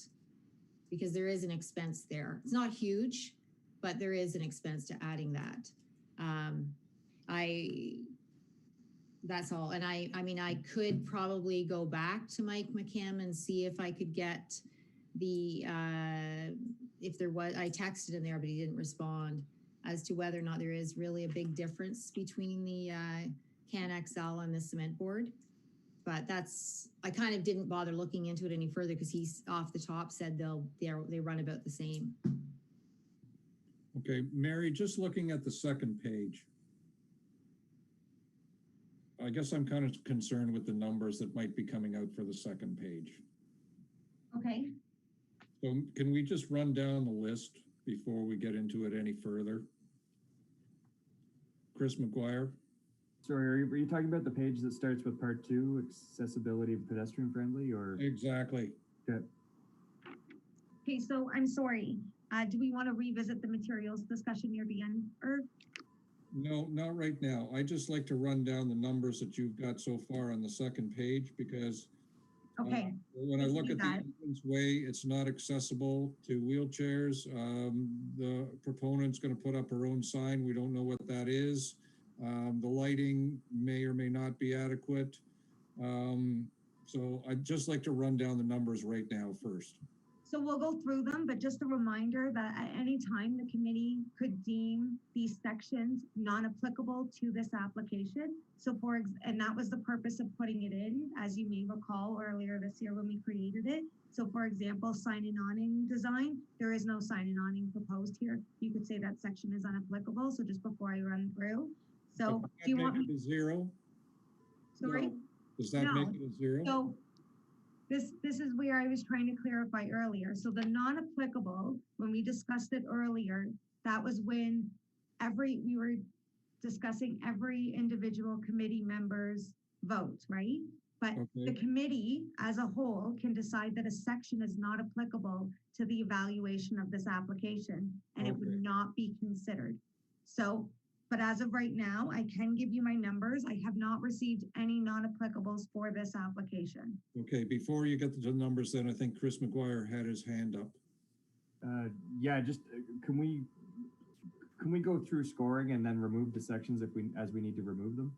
Like, I think signing we can remove, it's not a sign application. But just, we kind of stopped scoring halfway through and now we're kind of going different directions. Let's go through the scores. Accessibility, what was your average there? I got a 0 out of 5. Okay. Chris, did you want to add to that? I would just suggest we go to a non-applicable for the whole section and not on a 0. I don't think I don't think that's an appropriate thing right there. Okay, Chris McGuire, you're looking very pensive. Do you want to say something? I'm mixed on that one because like this is a gut job of a building. There'd never be a better opportunity to make it accessible. But no, it's not part of the projects described. The door isn't changing.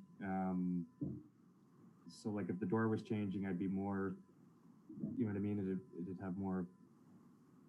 Well, there's also a step there. Yeah, no, I'm just in my head. I go between not applicable and a 0. Which one's more appropriate? Because nothing's being changed to the entrance, non-applicable is there, but then, you know, if it's not changed now, is it ever going to get changed? I don't know. Okay. Becky, did you have your hand up a minute ago? Yeah, I was just gonna weigh in too, and maybe this might be a question for Kate as well, but I'm wondering too if the space inside of it is when we're talking about making this fully accessible. You know, I'm inclined to say not applicable because I think the space itself is going to always struggle to be accessible on the inside because I don't think it has a space for an accessible bathroom and to do all the pieces to make it properly accessible inside. So that's my concern, and we ran into that in past applications, making something partially accessible, which is probably better than not accessible, but at the same time, I don't think this commercial property has the potential to be accessible ever. So I would be inclined to say not applicable. That's my vote. Okay. Kate, you're speaking. so. There you go. Oh, you're on mute again. There.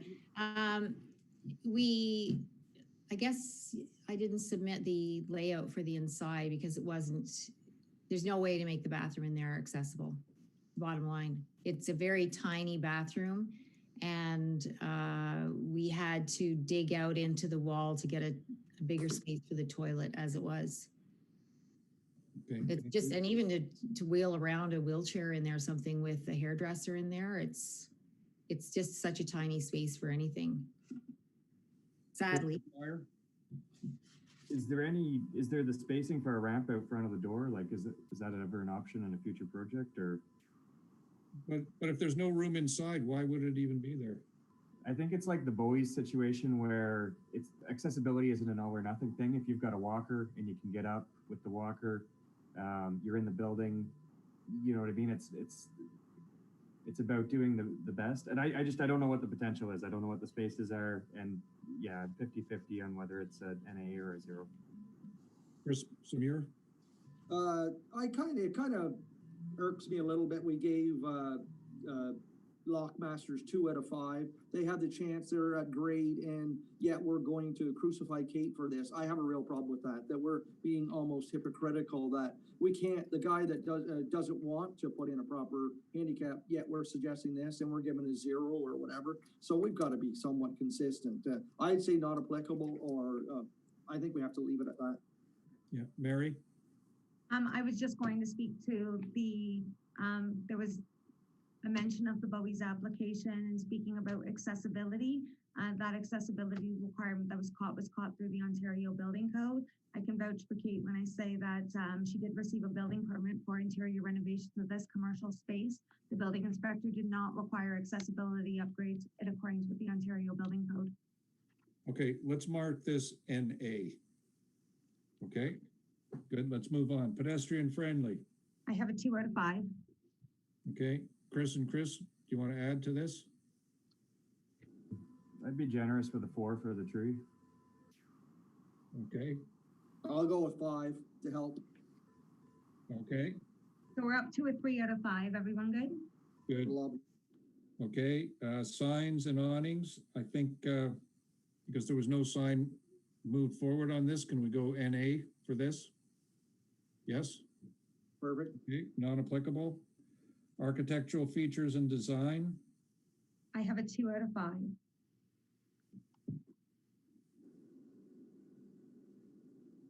Okay, I didn't even know what the original building exactly looked like. I assumed it wasn't much different than what was there today, but Chris, or Becky, did you have your hand up? Did you want to say something first? Yeah, I was just gonna say that I did actually reach out to Heritage House to see if they did have a photo.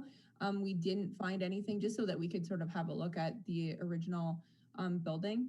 And the only thing I think that is a little bit difficult for the way that this matrix is set up and is that, you know, you do end up penalizing someone who doesn't start with architectural detail. So like, I feel like Kate is definitely trying to showcase as much as she can. It's kind of a cottagey like property, and with the kind of trim that she's putting on and stuff, I think it's not you know, these are not ornate cornices or, you know, things that we would see kitty corner, but that's not what this building was. And I think it equally tells a story that's part of the town, probably you know, was part of the railway boom and things like that. I wasn't able to find out any of that.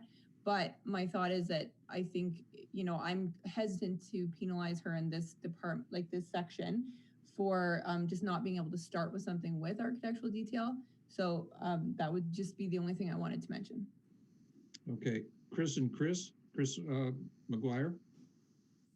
Yeah, like I disagree just because of when you cover something up in plastic, you cover up whatever was behind there. Whatever is behind that plastic that's there now was the original architectural context to the building. So by wrapping it again, I don't.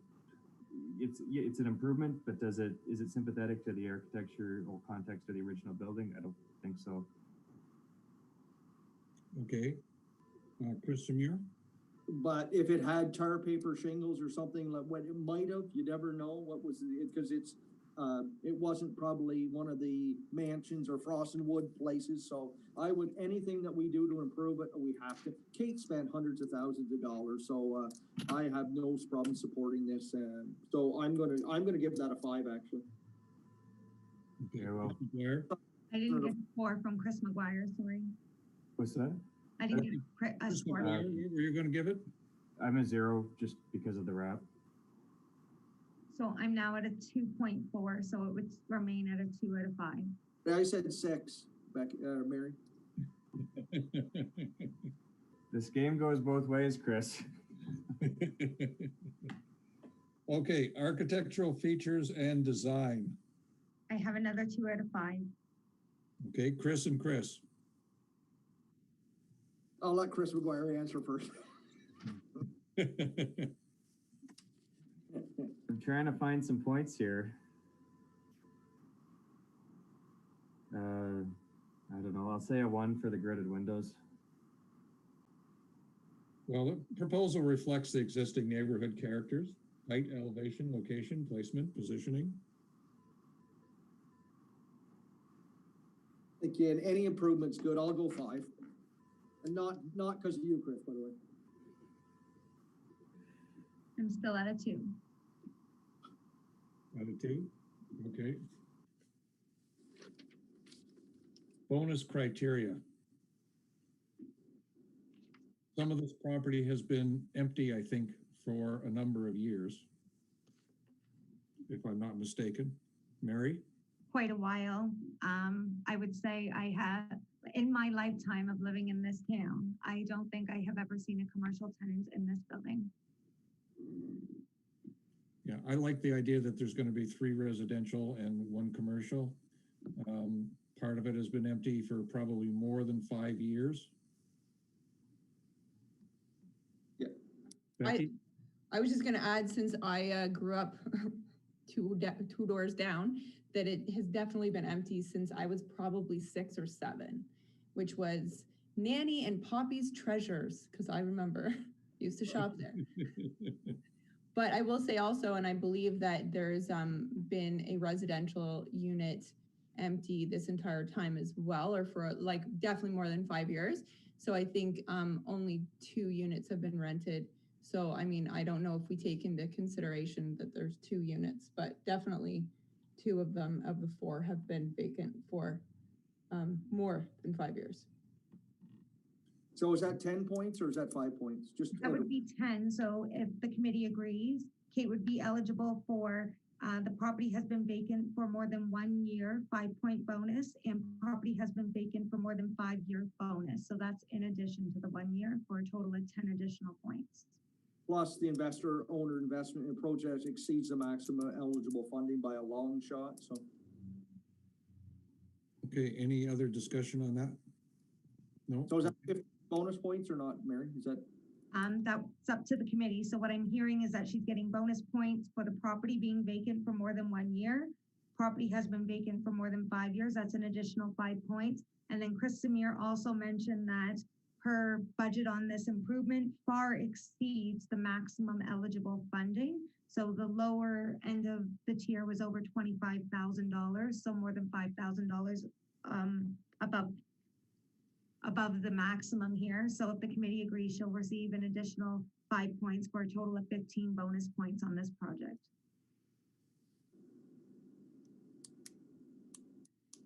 So then the only final thing I need is I did not actually get a finalized score for the materials. Oh. So if Chris Samir and Chris McGuire could give me their input there and I can calculate the score. Sorry, what number is that? On, Materials at the bottom of part one, basic design. I'm a 1 on that. I've got, I like all the colors that have been proposed. I don't have a preference on which color gets picked, but just because of the material, that's, and what was the average already? It was already at a 1. I'll go 4 then, just to, So I'm at a 2. I hate vinyl siding, did I mention that?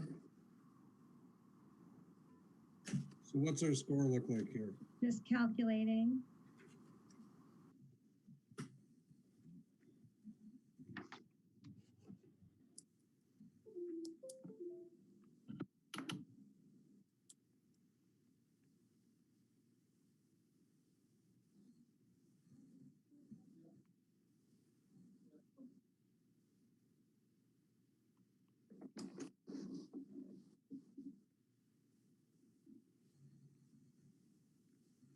All right, so we have a score of 46 out of 75 points, which is more than 50%. So that is a passing score, and the committee can decide how much funding the application is eligible for, up to an amount of $10,000.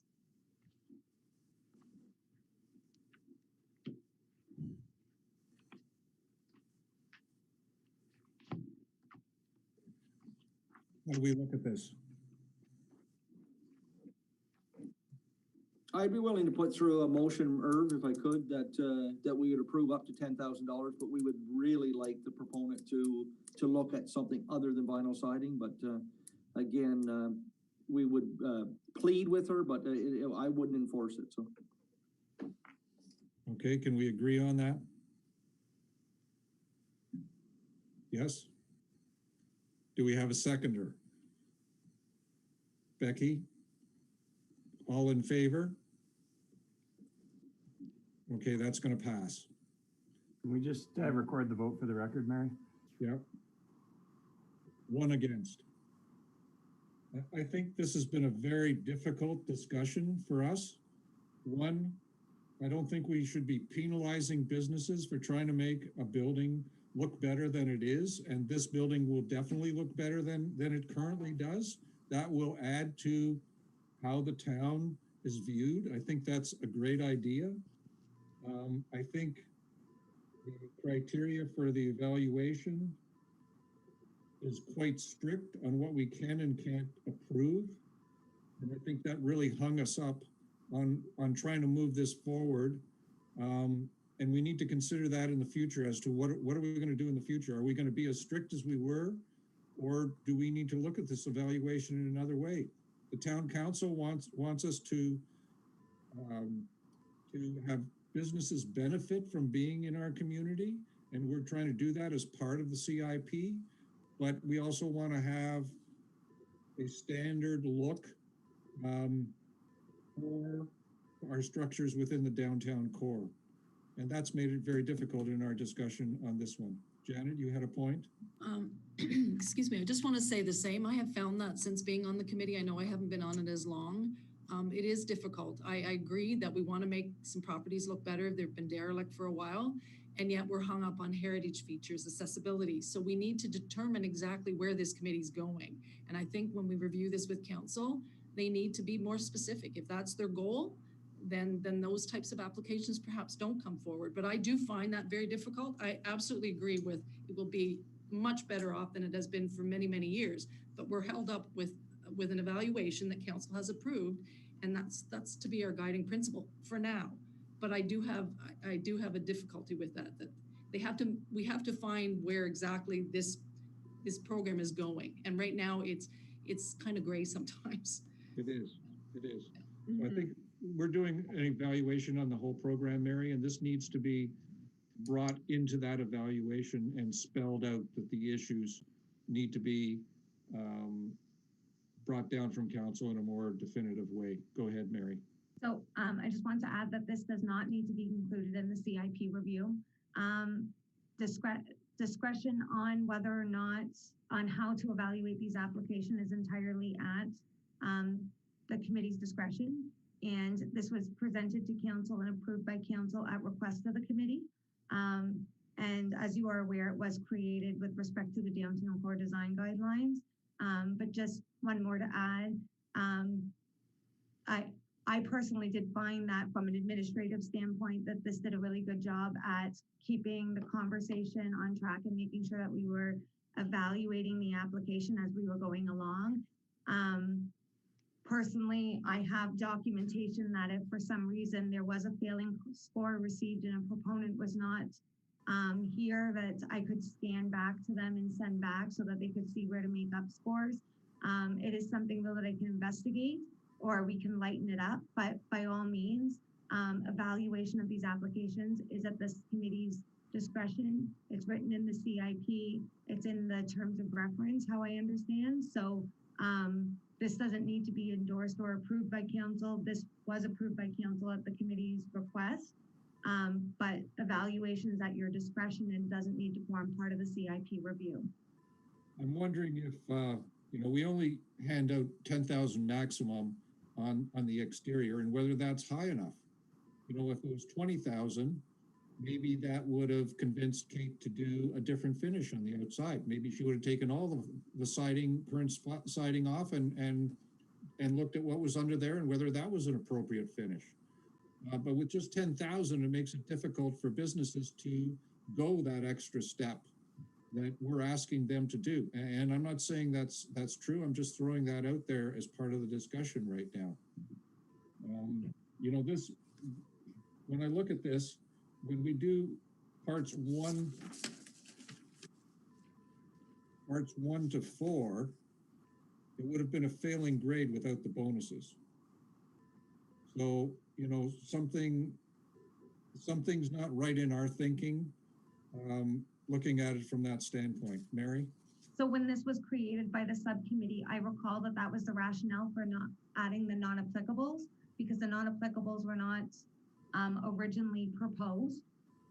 So we added the non-applicable, so that section, that weighted score would then be non-applicable instead of the proponent receiving 0, which would then increase their chances at receiving funding. And in this case, so you're aware, a score that's typically out of 100 for Kate's application was reduced to 75. And yes, because of the bonus points and how long this business has been vacant and whatnot, these are the bonus criteria we agreed on, or that the committee agreed on, for the specific reason of for obvious reasons, right? I mean, we want to see vacant spaces that have been vacant for a number of years filled and so on and so forth. So, I mean, that is that I recall that that's the rationale behind adding the non-applicables, is that it actually ups their chance of receiving funding for good design and having bonuses if they're not proposing accessibility upgrades, or this is not a signage application, and so on and so forth. And that also goes, it doesn't have to be for the entire section, but also subsections. So that's what we had agreed on back in, I'm going to say February, when council approved this, was that that's what the non-applicables were essentially for, is that it would improve their chance, not just for the sake that they're not proposing those aspects. Okay, I think I'm going to call the discussion then. At this point, probably our longest meeting we've had so far. And we'll just say that we're moving a motion forward, a recommendation to approve the $10,000 with one dissent. And it's up to council to decide if they want to go that route or not. And I can just say in closing that I will go back to I am willing to go back and have another look at the, you know, if the Hardy board is less money. I did a quick Google search while I was waiting here, and it still looks like it's the same ballpark. Certainly, as I say, from my perspective, I'm not a lover of vinyl siding either, but I just was hoping that with the wood look trim that it would dress the building up enough. And it's certainly a huge improvement over what is there. So I do appreciate and thank everyone for their time and consideration. It's not all about the money though. It's about the love. No, I know, and that's why I have a commercial tenant downstairs moving in, Chris. So I was trying to be a good citizen and keep that space commercial. Okay, Oh. everyone, thank you for your time today, and it's now 6:12. We'll call the meeting. Well, I guess we got a couple of items. Correspondence items, none. Roundtable, is there anything in roundtable right now? No, till our next meeting. Thank you. Next meeting is December the 9th at 4 p.m. And can I get a movement to adjourn?